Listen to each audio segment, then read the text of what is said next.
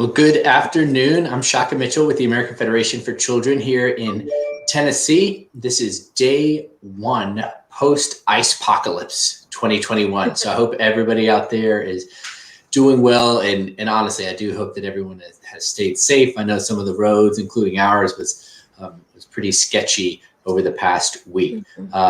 Now, as kids are maybe getting back to school, getting back in the groove and some rhythm, we're really excited to continue with our choice chats. And today I'm really excited to have two folks from King's Academy with us. Palmer Williams, the founder of King's Academy, and Diana Beach Batarseh, who is the founding head of school. Thank you both so much for being with us this afternoon. Thank you so much, Shaka. Well, I'm glad to be here. I want to start with some easy questions. Give me really the elevator pitch, if you will, for King's Academy. Who's King's Academy? What's the deal? And I should say to folks listening, especially parents, that this choice chat is a little bit unique in that we're talking about a school that is going to start in Nashville. So sometimes we talk about things that are statewide issues, et cetera. This you are going to be really interested in if you're in the Nashville area. So Palmer, why don't you start? Give me, what's King's Academy all about? Yeah, absolutely. Thanks, Shaka. King's Academy is a new pre-K through 8th grade independent Christian school in South Nashville. Our goal is to serve a socioeconomic and racially and ethnically diverse school population. And we've done that by creating a really innovative tuition sliding scale model. There's schools like ours that are popping up around the country. I think we're on kind of the front edge of schools like this being more widespread, which we're super excited about. And so, yes, to those that are maybe not in Nashville, I definitely think we're going to see more schools around the state like King's Academy. And so in the fall, we'll be launching with our pre-K through 4th grade, and then that 4th grade will become our first graduating 8th grade class. So we'll add some grades every year. Diana, I'll let you kind of take it as far as our curriculum and that sort of thing. Yeah. So King's Academy is committed to excellence in education, and it wants to educate the whole child. We know the kids love hands-on learning. They love imagination. They have an enormous capacity to absorb information and data. So we want a language-rich environment that will inspire them, that will equip them, that will be the basis for future learning. So we want to equip them well with a wide knowledge base and with a skill-based education as well. We're going to do an enrichment program in the afternoon we're very excited about. So the morning will be spent on the core curriculum areas. And then in the afternoon, we'll be offering a program called the Paideia program. And this will be for our kindergartners all the way through 8th grade when we scale all the way up, but this coming year to 4th grade. And our students are going to be exposed to art and music and dance and theater, athletics, forensics, languages. We'll kind of start with Spanish and some Latin, and life groups where they'll look at sort of the gifts that they possess and also how they can contribute to the world around them. So we're very excited to move kids from exposure to eventual proficiency in one or two of those areas where they say, hey, I'm pretty good at this. I really want to learn more about this. So we're pretty excited about what we're curating for King's Academy this fall. Yeah, it is super exciting. And so just to recap, when you open in the fall of 2021, you're going to have students in pre-K through 4th grade, right? Mm-hmm. And then kind of grow year by year. Those 4th graders will become the 5th graders, will become the 6th graders, until eventually you're serving students in pre-K through 8th grade, right? That's right. So exactly. That kind of pipeline, and doing it in South Nashville. Yeah. So talk to me about that. Why South Nashville? What's attractive about that part of the city? Yeah, South Nashville has some of the most diverse zip codes in our state.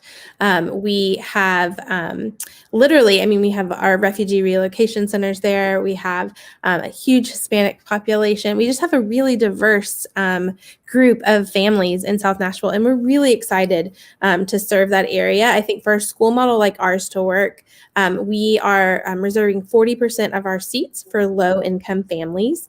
Everyone will contribute some portion of their tuition, but for our low-income families, that'll be a much smaller part of the tuition. And then all the way up to 30% of our middle-income families, so a sliding scale based on income, and then 30% full tuition.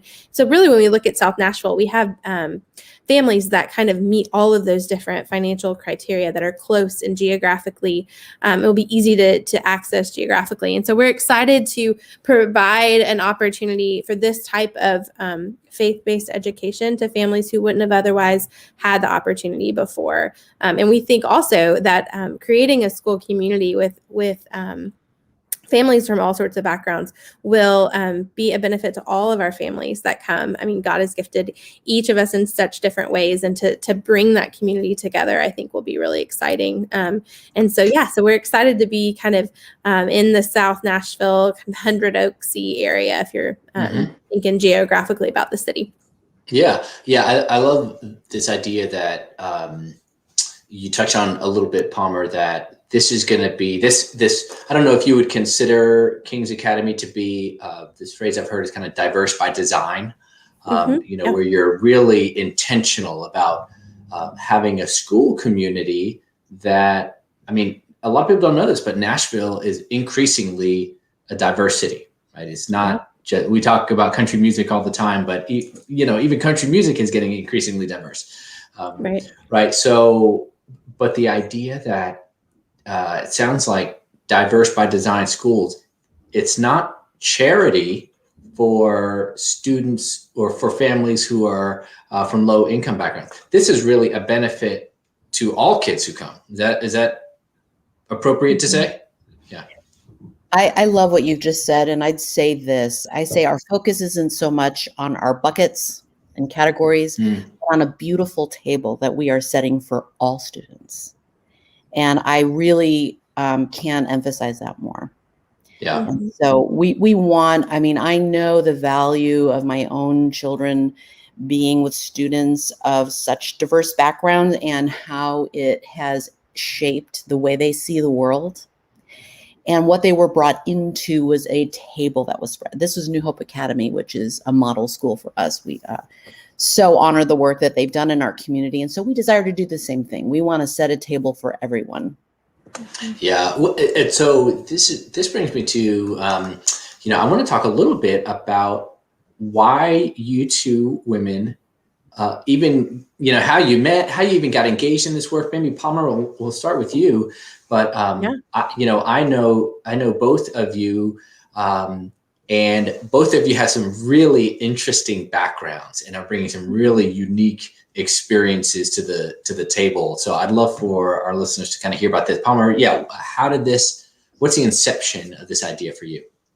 Yeah, that's such a great question, Shaka, because I don't come from an education background. I'm an attorney by trade, but I do have a husband who has deep roots in the education world. And so really my entry point was watching him. Joseph was a teacher in Metro. He was a public school, high school teacher out in Whites Creek High. Loved it, had great students. He was a history teacher, and if you've ever met him, he's 100% extrovert, so he thrived there. And then he went on to chair the board of a charter school here in Nashville, and so I got to see him walk a school from inception of what does it look like to search for a campus and to hire those founding teachers, all the way to it's been thriving for I think 7 years now. And so I've really watched from the sidelines. And then as we were thinking about where are we going to send our boys to school, we started dreaming about, okay, maybe there's something that Nashville's missing, and maybe we need, we know the demand is ever increasing for school choice in our city. Our city's exploding. Wait lists are long for our magnets and charters and our independent schools. And so let's maybe provide another option.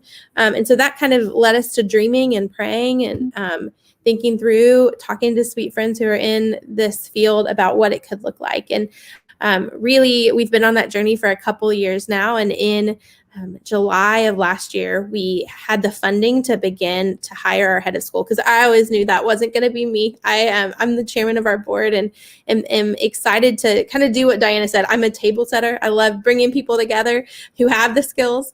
So I feel like that's been my role. So we put the call out for a head of school, had some amazing candidates, but Diana really stood out as the lady to bring this vision to life. And when I think of Diana, I think of Mary Poppins. She has a million things in her bag, and I'll let her tell a little bit about her background, but I think it'll become obvious why she was just the right person to help us lead this school. I think one, she's by nature an artist, and I think when you're thinking about starting a new school, you need someone who's innovative and creative, and not thinking about how has school always been done, but let's think about what do kids need and how do we create that. And so that was definitely, and then she's also a shepherd. She has a ministry heart.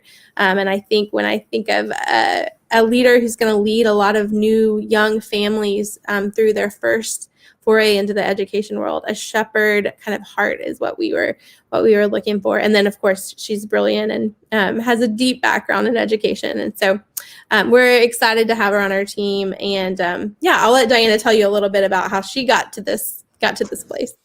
Yeah, thanks, Palmer. Go ahead, Diana.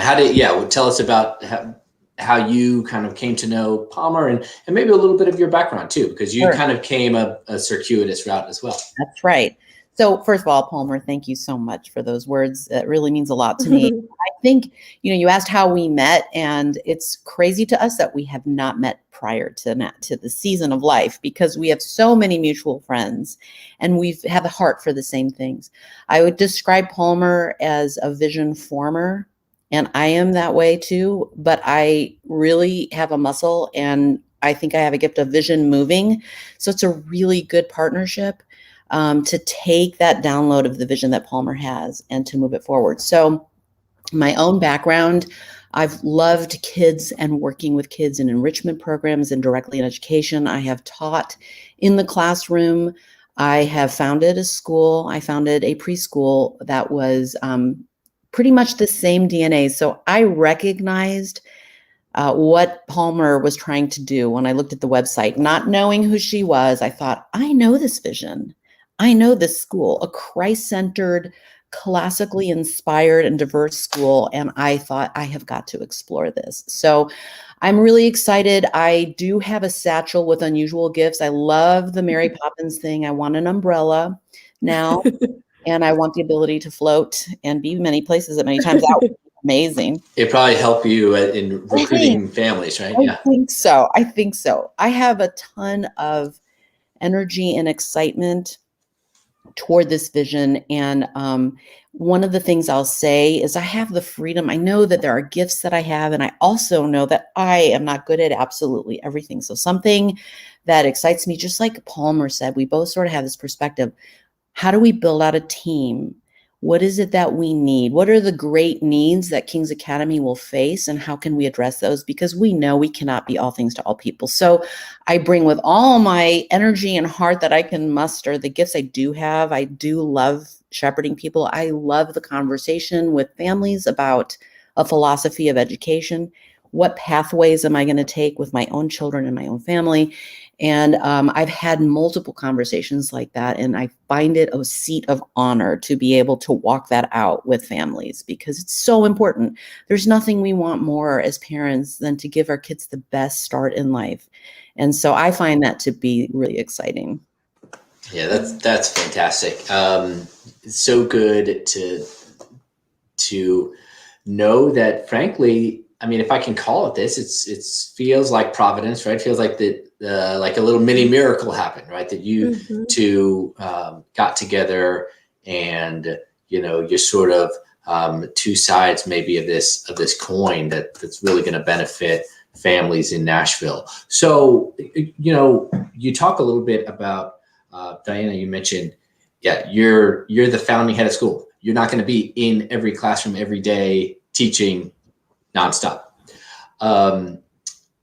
So what's it look like when you're looking for faculty members?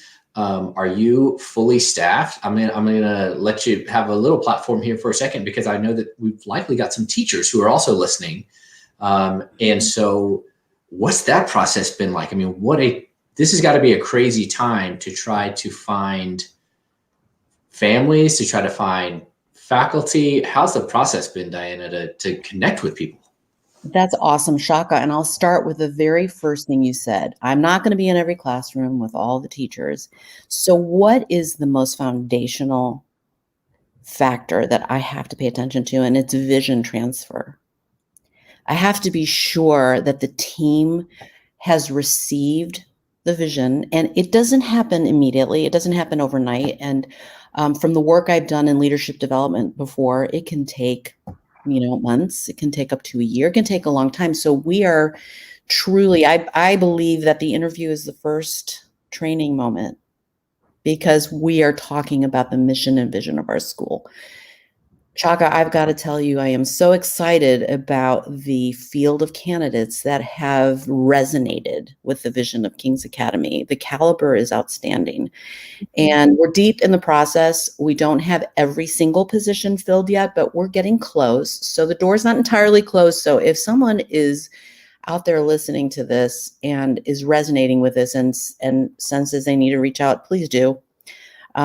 We really do desire a founding class of champions who can recognize how important it is to offer this type of diverse and excellent education that's Christ-centered. We've thought deeply about what we think we mean by those things and how will our school be characterized. So I'll say to you that while I won't be in the classroom, my trust and confidence and hope is that there will be an ongoing vision transfer. So to that, I'll also say that we are resourced by some incredible consultancies, and one in particular who has a 2-year induction process for new staff that really is, I'm going to use the word magnificent, and it's not overstated, but it's an opportunity to enter a conversation in a very deep way. And I believe that our teachers are going to feel resourced and supported. And I think it's going to be reflected in the classroom. Well, I think that's one of the most important things that I'm hearing from educators this year, particularly now. In fact, I just read an article over lunch that talked about how many teachers, what they are most worried about. This is teachers primarily in the public school system who have been maybe doing virtual school all year. My kids have been virtual the whole year, for instance. And they said one of the things that teachers say they most fear is being in this hybrid space without the support from the administrators, maybe without the support from their district. And I sympathize with that, right? I mean, that is, we're American Federation for Children, and the kids are our number one priority, but we absolutely think that our kids are going to do well, and they're going to do better when faculty is supported, when people are pouring into classroom instructors, right? So to be able to do that, I think, yeah, I hear you. Super important. I'm hearing that too, Shaka. And I'm hearing that even, it took me by surprise in a little way that some of the feedback and some of my initial conversations with teacher candidates is feeling heard, feeling appreciated for their personhood. I think we have had to all sort of get in there and do what we need to do to get through this crisis in the pandemic, whether you're a parent or whether you're an educator, and you might feel a little bit like these are transactional moments and we lose sight sometimes of our fatigue. Like, I love the fact that our snow days were true snow days over here. And for teachers, we need rest, and we need to build a snowman and walk on the snow and have too much hot cocoa because we're human beings. So I think what you're saying really resonates. And my own experience has been that if the teachers are resourced, if they have what they need to implement the curriculum, and they're not driving around at 9 o'clock at night to get the marbles that they need from Walgreens, if it's all there for them, if they know what's expected, if there are no calendar surprises, I try to minimize that way up front. I'm very, very much a pro teacher. I believe that you're going to see the best of that teacher, and I believe the students will receive that. And I've got to say that my own experience is that I am so resourced by Palmer and the board. So I myself feel so supported. I do not feel alone. And so that is the culture of King's Academy from the top down, and I'm just so grateful for it. Yeah. Okay, let's shift now with maybe some of the time that we have left to talk a little bit about if families are interested and maybe haven't connected with one of the two of you, or others who are part of the King's Academy family. What do parents need to do? What do they need to know in terms of the application process? And I can say, as someone who's also been a part of some founding school teams, I know. Listen, hats off to what y'all are doing. People often ask me if I miss it, and I say, well, there's some things I miss. And going around and trying to meet people in the heat of the summer or in the middle of ice-pocalypse and telling them about a school that doesn't yet exist, that's hard work. So hats off to you. But yeah, what do families need to know, and what are some good next steps if they want to connect with you and learn more about King's Academy? Yeah, that's a great question. We are definitely in the middle of enrollment right now. I will say we have been pleasantly surprised and shocked at how quickly enrollment is starting to fill up. So if you're interested, apply ASAP. And the way to kind of do that, go to our website, kingsacademynashville.com/apply. There's information about our tuition model and our sliding scale. You can email us to get an exact estimate of what tuition would be for your family, because I know that that's really important to know that kind of upfront. We're super transparent with that. And we also recognize that now is a really hard time for a lot of families. And so tuition may look a little different. Your needs may look different this year than they will next year. And that's great. We're ready to meet you there. And then there's two forms you can fill out. One is a pre-enrollment form that's linked right at the top of the apply page. And that is to have a meeting with Diana. If you want to learn more about the school before you apply, she would love to sit down and meet with you and answer your questions. And then the second is the application. And the way our application process goes, you'll just fill it out online. It's really easy. And we also do have a Spanish version as well. So you can email us if you'd like that. Diana and several of our staff members are fluent Spanish speakers. So excited to take your phone calls. And then you'll have a one-on-one headmaster interview with Diana via Zoom, just to get to know you better, get to know your kiddo, and then also just to get those questions answered of what our school believes and what we're doing. So that's kind of the process. We're definitely in the middle of it. We do have an application deadline at the end of this week, but it's going to be a rolling admission. So reach out as soon as you hear about the school and want to learn more. We're ready to onboard families. Yeah, and I think, and we posted it in the on screen, but I think reading through some of your material, it says that you anticipate something like 70% of families receiving some financial aid, which is pretty staggering. And I know you have to raise that money, so again, we wish you the best for that. But I think that's something that I hope families hear also, because I get questions a lot about, well, how am I going to afford a private school? And I think it's so important to know that there are schools. Frankly, most private schools offer financial aid, but it sounds like King's Academy, especially, you're being really intentional about doing more for those who need it most. Which I think, hats off to you. What do you hope, Diana? What do you hope the school looks like this time next year, or maybe even after the first year? What's King's Academy look like? After the first year? Well, if at the beginning of year 2, the kids are running into school with a smile on their face and can't wait to be together, can't wait to see their teachers, and can't wait to learn and explore, then I think that our vision will be bearing fruit. And so I really do want to see a school environment where our kids look around the room and they can recognize the beauty of diversity, and they can learn to feel comfortable and grow in a context where their friends, maybe from all over the world. I would love for kids to feel like they're making strides in their ability to learn. I would really love for math to be something that kids learn to love. I'm actually working really hard on that. For sure. How can we ignite a love of math in our kids? So I would just love to see that our kids are flourishing. And yeah, I don't know what your hope, Palmer, because I know you've been dreaming about it. No, absolutely. I think about my 3 boys, and I'm so excited for them to get to be in a place where learning doesn't just happen at a desk, but gets to be tactile, and that they see the beauty of our world and want to learn more about it. And so, yeah, I am confident that that's where we're heading, and excited to see just the team that's been brought around us to make that happen. Well, I think one of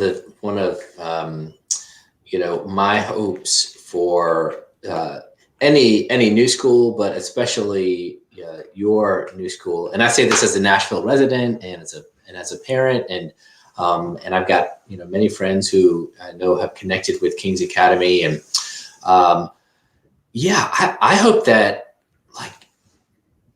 the mission comes together, right, and that there's such buy-in from families. In the community, that frankly, you don't even have to think about your advertising and your marketing budget, right? That's where the magic happens when families are telling other families. I mean, that's how we learn about schools, right? We just say to people we know, we say to people at our place of worship, we say to people in the store, hey, where do your kids go to school? How are they doing on the playground? Wouldn't that be great if those are some of your best champions? Are your families and thriving kids, for sure. I also know that this spring you guys have an event coming up. Palmer, you want to tell us about that really quickly? Yeah, absolutely. We have our first golf classic, which is a fundraiser. It's going to be March 17th out at Old Natchez Country Club. And we're just excited to welcome the business community and golfers alike. You don't have to be good at golf. My 6-year-old will be in the scramble, so don't worry about abilities. We are. I don't sell him short though. I've seen some pictures. I was going to say, I think your 6-year-old is pretty legitimate. Yeah, he does have a slight obsession with being. Yes, the next big golfer. But no, we're excited. So if you are a golfer or a business that wants to support a new school in your community, you can. Where it's King's Academy Nashville /Golf Classic is our website to sign up. So yeah, thanks for spreading the word about that. Yeah, and it looks like before we go, we've got a question from a parent. Will you have opening for special education students that want to enroll? Is that something? Yeah. How do you think about that? Diana, you want to maybe take that? Sure. Yeah. I'd be glad to. Thank you for that question, Carmen. Our desire at King's Academy is to provide beautiful education for all children. And so we say, let's start the conversation. As a new school, we have to get creative in how we resource, how we meet needs around us. The thing that I'll tell you that has absolutely astounded me is the talent that we have in our teaching staff. The majority of the teachers have masters. Several of them have masters in special education, in early special education. We have one who has a master's in gifted learning. We are also partnering with Diverse Learners Cooperative. Excellent organization. Yeah. Yes. And we are just so impressed with Brooke Allen. And she has submitted a proposal for how we walk this out, how she will help us prepare the space for our students, how we will give our teachers a scope and sequence on how to recognize needs as they arise and what to do in those situations. We've organized our school day to be able to address and give teachers a band for some one-on-one time. So The question is, well, not the question, but the answer is, let's have a conversation and let's determine whether King's Academy can best serve the needs of your child. That's great. Yeah, we do have students who have applied who have special needs, and they're in the process of admission, and we're gonna Well, I appreciate that question, because that's a legitimate, concern if your student has exceptional needs. And I appreciate the answer. And parents, let me tell you why I appreciate that answer. You might like to hear someone say, "Oh, yes," just unequivocally, "Yes, we take all comers." I think that's not the right answer, because what you want is a school to be honest with you and say, if we can't serve your student well, you need to go to a school that can do the best for your student. Right. And I sort of think, you wouldn't just go to a restaurant and say, "Hey, do you have food that I like?" And they just say, "Oh yeah, come on in." They don't know what you like. They don't even know you yet. And so I appreciate that answer, Diana, that you got to get to know families, know kids' needs. I'll also say, maybe we can get this link in the chat too. There's a program, if you're a family of a student with special needs, particularly if you have an IEP already, there's a program called the IEA program. It's a scholarship program. It's funded by the state. And you can receive funds to attend private schools. And hopefully by the time King's Academy opens, King's Academy will be one on that list of schools. I'm pretty hopeful that it will be. So families, that means you would qualify likely for financial aid, and you could also get about $7,000 from the state to attend a private school. So we got the link up there for you. I hope I'm not speaking out of turn, Palmer and Diana, but we want parents to know how they can access schools that are out there. Yeah. Awesome. That's great. No, that's great. Yeah, we absolutely will. Would love to have kiddos with any sort of disability. And Carmen, you can't tell, but I'm actually a paraplegic. I'm in a wheelchair myself, and was injured when I was 8. And so I went through school with a disability, and so know how important it is to have access for all kiddos. And I'm excited that King's Academy can have those conversations with parents and see if we're a place that would be a great fit for your family. Awesome. Well, Palmer, Diana, thank you so much for spending this time with us. Quick shout out from Visha Hawkins, our good friend there. Thanks for highlighting King's Academy. No, we're so excited about what you're going to bring to the Nashville community. And you mentioned New Hope Academy. That's another great school. It's down in Franklin, doing some amazing things. I've toured that school a number of times. And, we kind of take the motto of let 1,000 flowers bloom.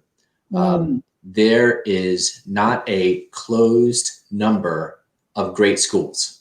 We need every school to be a great school. So if you want to open a great school on my block, please come and do it. You can do it on my front porch, if you want, or in the backyard. So glad for what y'all are doing. We know it's a lot of hard work. We'll continue to lift you up. Hope that you're energized for the work ahead. But again, thanks for joining us today on Choice Chats. Thank you so much. Thanks, Shaka.